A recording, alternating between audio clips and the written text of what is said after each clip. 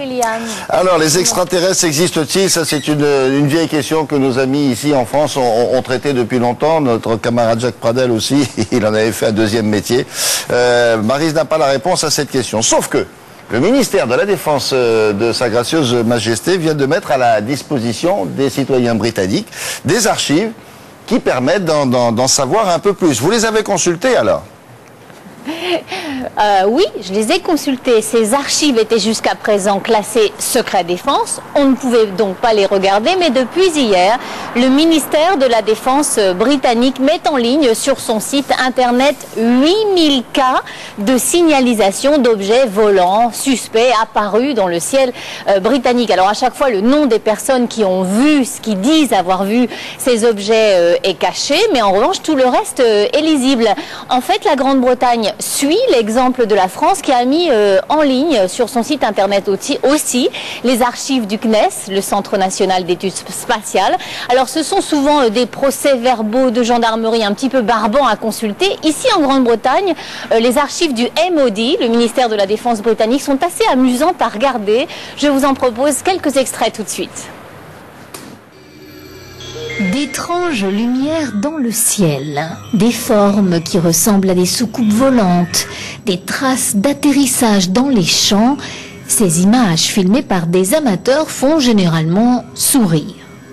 D'ailleurs, au ministère de la Défense britannique, personne ne croit aux extraterrestres. Pourtant, derrière ces murs austères, des enquêtes sont menées à chaque fois qu'un témoin croit avoir vu un ovni ou un objet suspect. Ici, un homme prétend avoir été retenu en otage dans cette soucoupe volante par des petits hommes verts. Plus loin, un pilote de ligne sérieux et expérimenté explique qu'il a vu un objet pendant qu'il était en vol. Sur un autre document, les sujets de Sa Majesté apprennent que des militaires ont vu en 1980 dans cette forêt une soucoupe triangulaire, phénomène totalement inexpliqué.